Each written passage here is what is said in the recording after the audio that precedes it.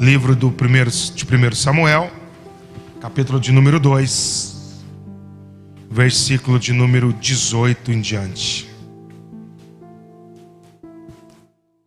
Diz assim a palavra do Senhor em 1 Samuel 2, 18. Samuel ministrava perante o Senhor, sendo ainda menino, vestido de uma estola sacerdotal de linho. Sua mãe lhe fazia uma túnica pequena e de ano em ano lhe trazia com seu marido, subia a oferecer o sacrifício anual. Ele abençoava Eucana e a sua mulher e dizia: o Senhor te dê filhos desta mulher, em lugar do filho que devolveu ao Senhor. E voltavam para sua casa. Abençoou o Senhor a Ana, e ela concedeu e teve 3 filhos e 2 filhas. E o jovem Samuel crescia diante do Senhor. Versículo 19 diz: sua mãe lhe trazia uma túnica pequena de ano em ano.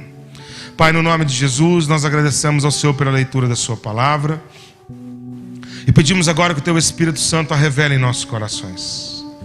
O que nós mais precisamos é ser ministrados pelo Teu Espírito Santo. Que essa palavra, Deus, possa trazer verdades para cada um de nós nessa reflexão. Que o Senhor ilumine nossa mente e aumente a fé do nosso coração, em nome de Jesus.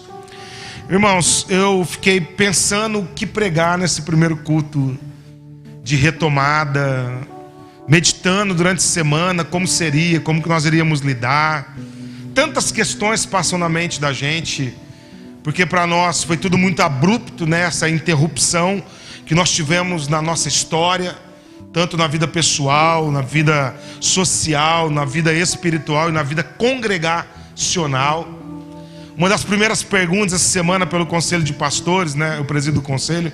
Então eu precisei falar na imprensa sobre essa retomada. Falei bastante. E a primeira pergunta deles foi a seguinte: mas precisa mesmo voltar aos cultos? É essencial vocês congregarem? Online não está atendendo a demanda, vocês não estão crescendo, não dá para buscar Deus em casa, né? Essa é a pergunta das pessoas que de repente não conseguem entender que culto para a gente, que cerimônia, liturgia, não é um mero rito que nós participamos uma vez por semana por desencargo de consciência e logo voltamos para os nossos afazeres semanais. E daí em diante a minha vida secular não tem nada a ver com a minha vida sagrada, porque sagrado é só domingo. Então muitos de nós entramos nessa questão de um princípio que nós aprendemos, porque fomos gerados dentro da questão religiosa dessa forma, principalmente a nível de Brasil, pela nossa história e pelo nosso contexto. Mas para nós que bem conhecemos a essência do nosso relacionamento com Deus, sabemos que o senso de comunidade traz desenvolvimento para as nossas vidas. É na comunidade, é no congregar que Deus ordena a bênção e a vida para sempre. A Bíblia diz em Salmo 133: é bom e agradável que os irmãos estejam em união, porque ali eu derramo a minha bênção e derramo a vida para sempre. Então existe um princípio, existe um propósito, existe algo específico no congregar e viver em comunidade. A minha resposta foi: não, nós temos uma família da fé. E você não consegue ficar distante da sua família por mais de 150 dias sem ter saudade. Porque é na família que nós desenvolvemos os nossos talentos, habilidades e a capacidade que eu tenho de servir um ao outro. É no seio da família que nós vamos sendo lixados um com o outro. É aqui que o nosso caráter amadurece. É aqui que nós amadurecemos da nossa capacidade emocional. É nos enfrentamentos relacionais.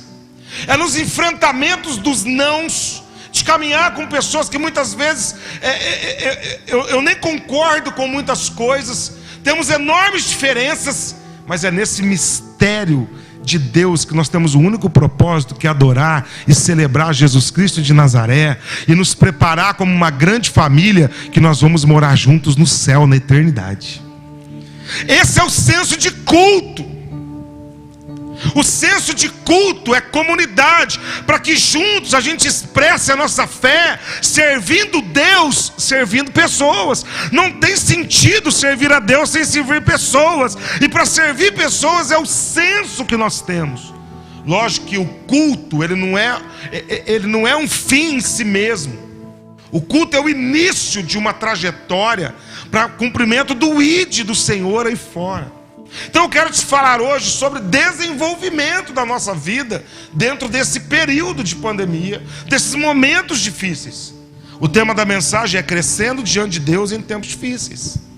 Quando a gente olha para a realidade aqui do texto, eu quero só fazer uma introdução bem breve, porque o livro de Samuel, de Reis, de Crônicas, registra uma porção de pecados, de fracassos, de derrotas, de declínio espiritual do povo de Deus. De crises, de mais crises, de pragas enviadas, de colheitas sem conseguir chegar ao término, de tantas derrocadas e percas e interrupções de Deus, porque eles tiraram Deus do governo de todas as coisas. E todas as vezes, nesse declínio de mais de 350 anos da história, no livro de Juízes você vai ver isso. O povo abandonava Deus, virava as costas para Deus, Deus enviava um juízo, o povo reconhecia, se arrependia, voltava para Deus, colocava Deus no governo de novo, no centro do coração e prosperava. Daqui um pouco eles abandonavam Deus de novo. E declínio, e fracasso. E você vai ver um ciclo na história de Juízes principalmente. E Deus então permite agora o povo ser conduzido pelo seu próprio coração. A palavra do Senhor diz no livro de Juízes, capítulo 17, versículo 6: naqueles dias não havia rei em Israel, cada um fazia o que achava mais reto ao seu coração. Parece que a gente está falando dos dias de hoje, né? Cada um fala o que acha que é certo, cada um tem a sua opinião. Todo mundo virou cientista, médico, todo mundo virou especialista em pandemia, todo mundo virou especialista nas redes sociais, todo mundo virou especialista em política, em antropologia, em filosofia. Todo mundo, cada um faz e fala aquilo que ele pensa que é reto ao seu coração. Porque há muito tempo nós havíamos tirado Deus do governo e do centro de todas as coisas. Nós estávamos vivendo pelo nosso bel prazer, essa era uma realidade. A gente estava vivendo pelas nossas próprias conquistas, essa era uma realidade. E deixando a Deus, se der tempo eu sirvo o Senhor, se der tempo eu oro, se der tempo eu adoro, se der tempo eu ministro, se der tempo eu me apresento na presença do Senhor. Afinal de contas, a gente vive num mundo competitivo, nós temos que crescer. Olha, nós temos que ampliar, nós temos que encher, E Deus deu um golpe na gente, mostrando que não é quantidade, é qualidade. Mostrando que não é estatística, é resposta. Mostrando que não é os paradoxos de Deus. O pouco com Deus é muito, o nada se torna tudo. Essas aparentes contradições que tem os paradoxos da palavra de Deus, que muitas vezes nós não compreendemos, mas que nos impacta quando a gente vê o resultado. E assim acontecia nesse determinado momento. Porém, mesmo o povo não permitindo Deus, seu governo, seu centro, seu rei para governá-los, Deus sempre continua prevalecendo sobre todas as coisas. Ele é o Senhor da história, o Senhor dos exércitos e o autor de todas as coisas. O que Deus respeita é a minha e a tua escolha, a minha e a tua adesão. Ele diz em Oséias: vocês não me querem? Não tem problema não. Uma linguagem figurada, ele diz: eu vou voltar para o meu trono, eu vou aguardar vocês. Quando vocês caírem em si e se arrependerem, então eu volto o meu coração para vocês de novo. Mas eu estou aqui no meu lugar, aonde vocês sabem da onde eu estou assentado, reinando sobre todas as coisas. Se vocês querem seguir os ídolos dos seus próprios corações, se vocês querem fazer da maneira que vocês acham, então façam. E o povo então entrou no declínio. Então no livro de Juízes não havia rei em Israel. O que havia diante dessa nação era uma anarquia, como a gente vê hoje. E cada um fazia o que achava que era reto. E aí, quando você vai ler o livro de Ruth, você vai ver o registro de como Deus age na história. Porque Deus tem um propósito na história. Nada do que está acontecendo é por um acaso. Fica tranquilo, Deus já tem preparado todos os escapes para nós, em nome de Jesus. Ele já tem todas as saídas, todas as soluções. É nós que às vezes não fazemos leituras específicas diante dos tempos em que nós estamos. E aí você vai ver nos dias mais remotos e sombrios, estava se desenrolando a história da anarquia do povo, essa crise que eu te mencionei. E você vai ver que, registrado no livro de Ruth, Boaz casa com Ruth, uma moabita. Da sua união nasce Obed, de Obed nasce Jessé, de Jessé, Davi, que vai ser preparado para ser o rei. E do rei Davi, do cetro de Judá de Davi, vai nascer o meu e o teu Senhor Jesus Cristo de Nazaré. Olha Deus intervindo na história lá para trazer a gente aqui hoje. Olha Deus construindo uma história no meio do caos. Olha como Deus trabalha no meio da impossibilidade, no meio do caos, no meio do não. Olha o desenvolver desse processo. Isso tudo acontecendo. E Deus, nos seus propósitos eternos, imutáveis, Ele vai trabalhando. Ah, vocês não querem eu no centro? Vocês não querem que eu seja o rei, que eu seja o governo, que eu seja o tudo de vocês? Não tem problema. Eu espero. Eu vou aguardar.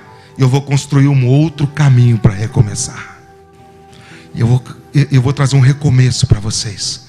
Uma nova história. Um novo tempo, um novo ciclo, um novo momento, um novo comportamento, uma nova estrutura. Vocês vão experimentar coisas diferentes. E Deus começa a construir nesse silêncio.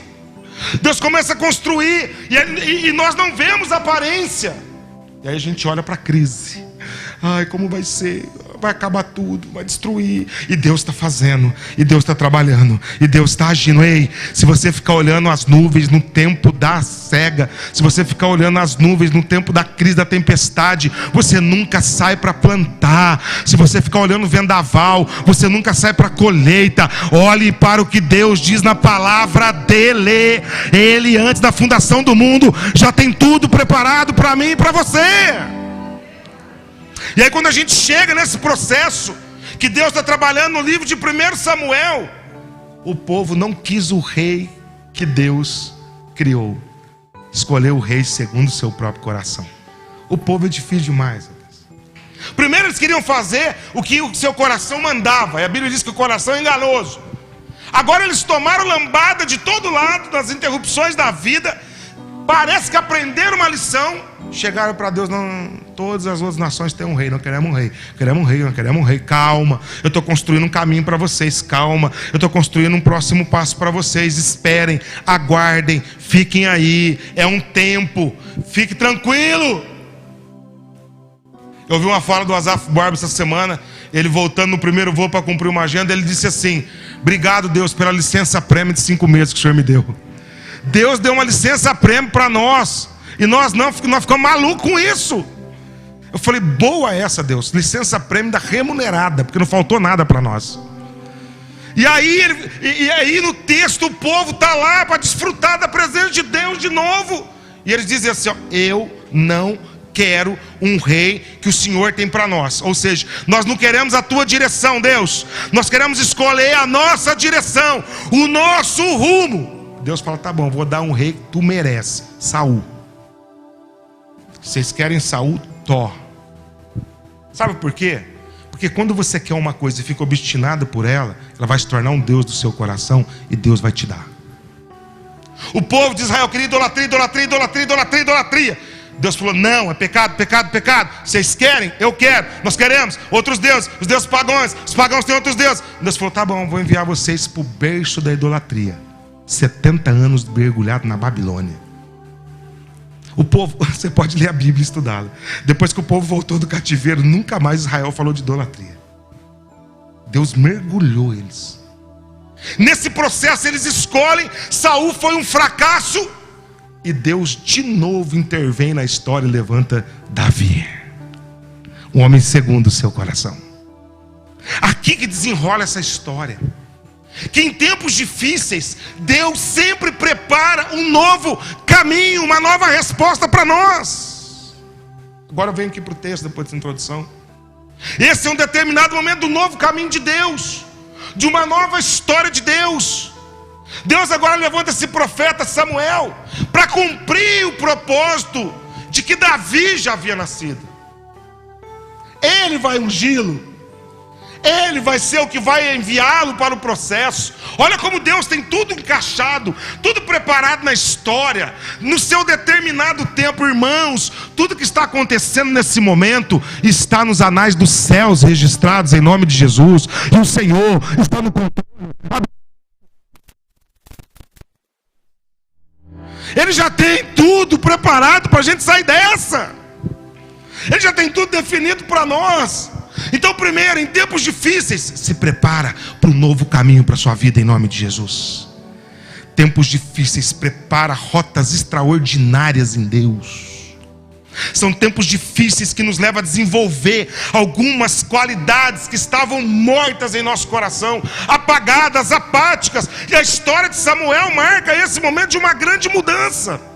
Então eu quero falar com você no momento dos maiores desafios e de tempos difíceis sobre uma grande mudança na nossa história, uma grande mudança na nossa nação. Eu creio numa grande mudança do Brasil, numa grande mudança de Ribeirão Preto, numa grande mudança do estado de São Paulo. E essa mudança não vem por poderes políticos, econômicos, culturais e sociais, vem através do poder de Deus pela igreja do Senhor Jesus Cristo.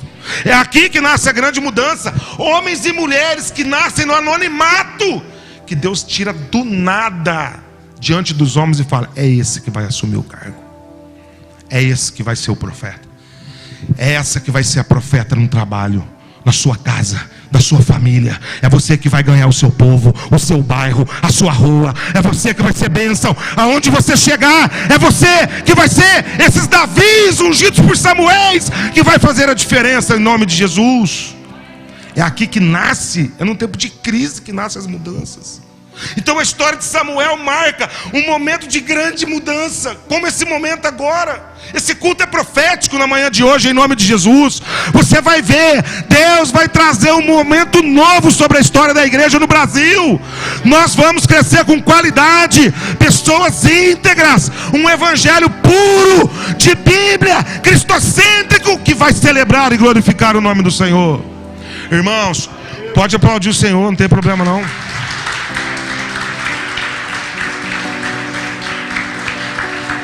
Deus é maravilhoso, só não pode tirar a máscara, gente, do resto pode fazer tudo. Então, nesse processo todo, o que a gente mais precisa é sintonizar com esse tempo, é sintonizar com esse momento de Deus para a história.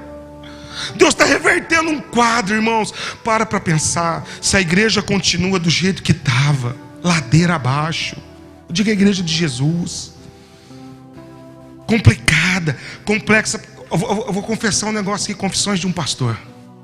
Pastorado ia morrer tudo. Se Deus não desse essa licença prêmio para nós não ia aguentar. Nós não ia aguentar mais, irmão, de todo o coração. Muita pressão, muita cobrança, muitas idas e vindas. A gente não estava conseguindo lidar. Eu lido com pastores o dia todo, você sabe disso. Eu ouço o coração deles. Eu sei o que está no coração desses homens sérios, que já não estavam suportando mais, porque o sistema estava sufocando demais. A gente estava tendo que dar resposta para tudo. As pessoas num nível de descontentamento altíssimo, com tudo, tudo. Ah, se mudasse uma vírgula da liturgia do culto, a pessoa já saía da igreja e falava: o culto não foi igual. Eu quero ver que culto que vai ser igual daqui em diante. Ah, eu fui lá no seu louvor, parece que demorou. A música parece que não sei o que. A parede agora está preta, aquele negócio do mal. Agora me coloca aqui, ó. A culpa do Parmeira ganhar domingo aqui, ó. Tive que aguentar isso aqui. Ainda bem que está nas minhas costas, sempre para trás, ó. Sempre para trás, né? Então não, tem que mudar. Antes você mudava, era um impacto para lidar, e você tinha que lidar com. Agora, meu irmão, Deus quebrou todo o nosso protocolo, toda a nossa religiosidade. Deus quebrou todo o sistema ritualístico. Sabe por quê? Porque é um novo tempo, um novo ciclo, um novo momento, um novo nível de se relacionar, um novo nível de experimentar coisas novas a cada dia, em nome de Jesus. Porque é um momento de transição. Não sei se você entende. Samuel foi usado nesse momento para transicionar um período. Ei, Deus está nos usando para transicionar um período na história do Brasil. Eu estava dando aula de história lá para o seminário teológico nosso. Eu estava falando sobre isso. Hoje nós estamos falando de 100 anos atrás, 200, 500, 1000, 2000 anos atrás, de homens e mulheres que comporam a história para nos trazer até aqui, através de uma tradição. Ei, se Jesus não voltar daqui 10, 20, 30, 50 anos, sabe quem vai estar os nomes da história? O meu e o seu nome, da igreja do Senhor Jesus Cristo. E vai dizer, eles foram firmes, eles se mantiveram na presença de Deus, eles passaram por uma pandemia, eles não desviaram da fé, eles foram homens íntegros, eles foram homens retos, eles avançaram em família, o casamento ficou melhor, a família ficou melhor, a sociedade ficou melhor, eles fizeram história. É a grande oportunidade que nós temos, é a grande oportunidade de marcar uma geração. E aí Samuel, ainda criança, foi levado ao sacerdote Eli, em cumprimento do voto que a sua mãe Ana fez. Nós conhecemos a história, não vou entrar para ganhar tempo. E ela entrega o menino, e a Bíblia diz aqui no versículo 18 que ele ministrava perante o Senhor, sendo ainda menino, vestindo uma estola sacerdotal de linho. Ei, Samuel ainda não conhecia Deus e já ministrava na presença de Deus. Desde menino, sabe por quê? Porque ele aprendeu dentro de casa. Ele aprendeu com Ana, com Eucana. Ele era dedicado a Deus. Foi isso que Deus fez com a gente. Trouxe a gente para dentro de casa, para nós ensinarmos os princípios e os valores intrínsetos na palavra para os nossos filhos e preparar a próxima geração. Se nós não nos perdermos nessas verdades, os nossos filhos em Deus serão poderosos na sociedade em nome de Jesus. E quando eu falo poderoso é porque eles vão ocupar lugares estratégicos que Satanás tomou, e nós vamos invadir esses lugares: mídia, entretenimento, a segurança pública, saúde, economia, engenharia, qualquer área. Os nossos filhos vão entrar lá como crentes, idôneos e fiéis, e nós vamos transformar a sociedade em nome de Jesus. Eles serão esses missionários enviados. Tudo começou dentro de casa. Foi lá que Ana e Eucana ministrava a vida dele, ensinava a importância de ministrar perante Deus, irmãos. A primeira verdade que eu quero ressaltar aqui é que o que Deus nos ensinou nesses 5 meses, que é mais importante ministrar perante Ele do que perante os homens. Nós só estávamos na estatística de ministrar perante os outros. Nós tínhamos que nos preparar para dar o melhor, mas para os outros, porque é muita competitividade. Então a gente tem que fazer melhor em todas as áreas para todo mundo. Mas nós invertemos o papel e não parávamos para ministrar primeiro diante de Deus. Quando você aprende que primeiro você ministra diante de Deus, todas as crises de aceitação vão sumir do seu coração, de comparação vão sumir do seu coração, de competição vão sumir do seu coração, porque eu ministro perante Deus. Eu ministro com o coração e a motivação perante Deus. Não importa que a nota foi errada, que o tom foi errado, que o som não deu certo, não importa que o grito saiu mais gritado. O que importa é que foi perante Deus. Não importa que ninguém viu o bem que eu fiz ao próximo. Não importa que ninguém viu e reconheceu a mão que eu estendi, o investimento que eu fiz. Não importa que ninguém viu a oração bonita com palavras frívolas que eu fiz. O que importa é que eu ministrei perante o Senhor. Eu agradei o coração do meu Pai. Eu tive uma experiência semana passada, retrasada. Meu pai foi para o hospital. E aí a minha mãe, minha família me ligou, eu corri lá para levá-lo. E meu pai não estava bem. Ele tem tido vários problemas, com convulsões constantes, e desencadeou outros problemas. Então o nível de medicamento está muito alto. E ele não reconhece mais a gente, né? Num primeiro momento. Mas aí a minha sobrinha estava com ele lá dentro, e ela cuida dele. E aí eu liguei para ela se ela queria sair para comer, que já fazia 4 horas que ela estava lá. E eu entrei. Quando eu entrei na porta, meu pai estava lá na cama. Aí eu falei: ô papai, tô aqui só para te ver. Aí ele olhou para mim assim, o pai tem um olho azul, estalou um olhão dele assim, e falou assim: que bom que você está aqui perante mim. Deus ministrou isso no meu coração. O que eu mais quero é vocês na minha presença. É ministrando na minha presença, não importa as circunstâncias. Eu quero que vocês aprendam a ministrar na minha presença. É na minha presença. Samuel aprendeu a ministrar perante o Senhor, sendo ainda menino, com uma estola sacerdotal de linho. O versículo 19 diz que sua mãe lhe fazia uma túnica pequena de ano em ano, ia trazendo a ele com seu marido quando subia a oferecer o sacrifício anual. Veja só, Samuel está com Eli, o sacerdote. Você sabe da história, os filhos de Eli se desviam do propósito. A imoralidade, glutonaria toma conta deles, o pecado toma conta dos filhos de Eli. Eli não repreende os filhos, perde o sacerdócio por isso, perde a autoridade. E Deus agora está preparando um novo profeta para resgatar a autoridade da nação. Irmãos, além de nós aprendermos a primeira lição, de ministrarmos perante o Senhor, a segunda lição que nós aprendemos nesses tempos difíceis é que Deus quer resgatar a autoridade da igreja em nome de Jesus. A autoridade, o impacto que a minha e a sua vida tem trazido para a sociedade, a escola, a faculdade, a vizinhança onde a gente trabalha, as pessoas que nós nos relacionamos. Qual é o nível de impacto que o evangelho que eu funciono e vivo está trazendo para o ciclo de relacionamento que eu tenho? Nós tínhamos perdido a autoridade. Nós tínhamos perdido a capacidade de impactar para transformar. E aqui Deus está resgatando a autoridade. Deus está resgatando a tua autoridade nesses dias em nome de Jesus Cristo de Nazaré.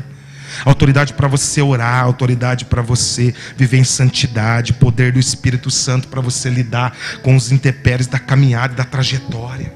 E Samuel está fazendo isso. E em contraste com a vida irregular dos filhos de Eli, nós vemos Samuel no momento degradante da história, corrupto e imoral, não se corrompendo, não cedendo às tentações, não cedendo aos pecados e crescendo na presença do Senhor. Sabe o que isso nos revela? Que independente da situação do momento, do caos social, moral, declínio espiritual, esfriamento da fé das pessoas e apostasia, é possível a gente crescer espiritualmente nesse tempo em nome de Jesus. É possível. Diante desse cenário todo, é possível. É possível nós avançarmos. A imagem desse menino fazendo a ministração instiga a nossa imaginação. É uma criança que está com uma estola de linho, diz o texto aqui. E ele está lá na presença do Senhor, com todas as inclinações do seu coração voltada para Deus. E de ano em ano, a mãe, sabendo que ele ia desenvolvendo, que ele ia crescendo, ela lhe trazia uma túnica nova. Vou partir para a conclusão da mensagem aqui. Cada etapa, cada fase da nossa vida, nós temos que mudar as nossas túnicas em Deus. Qual tipo de túnica você tem usado? Em casa, nós somos 4 irmãos, eu sou o mais velho. Na época lá muito difícil, mais de 40 anos atrás. Então eu colocava o mijãozinho que foi para mim, foi para o Nando, foi para a Ana Paula e foi para o Jackson. Vocês lembram disso, né? Só cortava os pés do mijãozinho. O menino ia crescendo e o mijãozinho ia virando bermuda. A gente não mudava a roupa, né? As fotos que você vai ver da minha irmã eram as fotos das roupas nossas.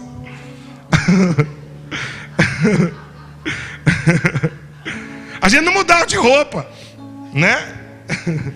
Mas aqui a ideia é que tipo de roupa e de túnica que a gente continua usando. De repente nós já somos adultos, estamos usando roupagem de criança, estamos tendo atitude de menino, imaturidade para lidar com as questões da vida. Porque tem gente que não cresce, tem gente que não desenvolve, tem gente que não amadurece, tem gente que não entende as contrariedades da vida e as provações como o melhor momento para você desenvolver a tua fé, crescer. Triste que eu vou te dizer, mas o que eu vi de gente atrofiar na fé nesse período, o que eu vi de gente estagnar, esfriar no processo, porque de ano em ano tinha que trocar a túnica. Ou seja, o evangelho é crescente, tem que crescer dentro de mim. As minhas atitudes têm que ser melhores a cada dia mais. Eu não posso ficar na presença de Deus na mesma atitude que eu tinha o ano passado, ter o mesmo comportamento. Irmãos, tem gente que está 355 mil anos com as mesmas atitudes e comportamentos. É hora de trocar a túnica. de ano em ano. Veja que é um processo de crescimento. Todos nós estamos num processo de crescimento e desenvolvimento da nossa vida, da nossa fé, do nosso compromisso com o Evangelho, nosso compromisso com Deus. Até porque a Bíblia, quando vai se referir a vestes, se refere à vida espiritual, se refere à santidade, se refere a mudança, simboliza novo começo. Gênesis 35:2 vai falar sobre isso, 41:14, 45:22, Apocalipse 3:18. Vai falar sobre troca de vestes, troca de roupas, sobre mudanças, novo começo. Ei, nós vamos sair daqui hoje com novas vestes, com novas túnicas, um tempo novo, um ciclo novo, um começo novo, para viver tudo novo na presença de Deus, em nome de Jesus. Esse crescimento não é somente físico, que simboliza aqui a Samuel, mas um crescimento emocional, espiritual, sabedoria, graça, estatura. Quando a gente olha para Jesus, a gente faz um paralelo numa mensagem cristocêntrica aqui do Antigo Testamento para Cristo. Lucas capítulo 2, versículo 52 diz para nós que Jesus crescia em estatura e graça e sabedoria diante de Deus e dos homens. Jesus crescia em sabedoria. Interessante que essa palavra crescer nas Escrituras, ela tem um sentido muito específico de desenvolvimento, aprimoramento. É a capacidade que nós temos. Olha a definição dessa palavra crescia no hebraico, a raiz dessa palavra: ministrar, servir, aprimorar, estar pronto para o serviço. A Bíblia diz que ele estava pronto, aprimorado, preparado, com graça, com sabedoria e em estatura. A palavra estatura é tempo de vida, é duração, mas uma das definições dela é um estágio próprio alcançado para algo específico no momento. Ou seja, você vai ter que crescer para o seu pai te entregar coisas de gente grande para você. Você vai ter que crescer para esse momento, porque Deus tem muito para entregar para nós em nome de Jesus. Deus tem bênçãos infindáveis, insondáveis para nós. A gente tem que ter uma idade apropriada e vestimentas apropriadas, emocionalmente e espiritualmente dizendo. Jesus completa todas essas fases de maturidade e crescimento. Jesus, ele continua nesse processo. Ele cresce em estatura e no tempo certo ele assume o ministério com 29 anos de idade. Até aí ele está no anonimato, crescendo, desenvolvendo, servindo para algo naquele momento. Aí a gente vai ver a palavra sabedoria. Essa palavra sabedoria, uma das definições é seriedade e prudência adequada nas relações interpessoais. Irmãos, o que tem de gente que reprovou nos relacionamentos nesse tempo, o que tem de gente que não teve sabedoria para lidar com os relacionamentos, que de dentro de casa só não saiu homicídio porque Deus foi bom demais, que teve de gente que se estranhou, caos, confusão, que não se suportou. Porque na verdade, quando você não suporta o outro, você já não está se suportando há muito tempo. Você só vê no outro os defeitos que estão em você, ou as crises do seu coração. Então aquilo que te traz crise, aquilo que te gera impacto de crise, é supervalorizado na vida do outro, mas está refletindo tudo que está dentro da tua alma. Porque quando você é uma pessoa bem resolvida, sarada emocionalmente, uma pessoa que está crescendo em Deus, o comportamento, a atitude do outro não interfere na sua missão, chamado e propósito de vida.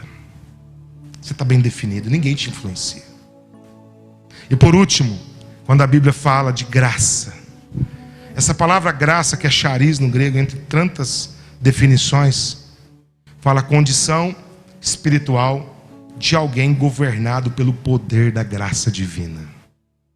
Samuel, de ano em ano, crescia em graça, sabedoria, estatura, ministrando diante do Senhor. A pandemia foi para nos levar para esse momento, irmãos. A pandemia foi para a gente desenvolver estatura emocional, espiritual, trocar as nossas túnicas, crescer em graça e crescer em sabedoria. O texto diz, no versículo de número 21, lá no final: e o jovem Samuel continuava ou crescia diante do Senhor. Minha pergunta para a gente refletir e orar nessa manhã: quanto nós crescemos nesse período de pandemia em Deus? No que melhoramos? No que nos desenvolvemos nesse tempo? Nesse período nós amadurecemos em quê?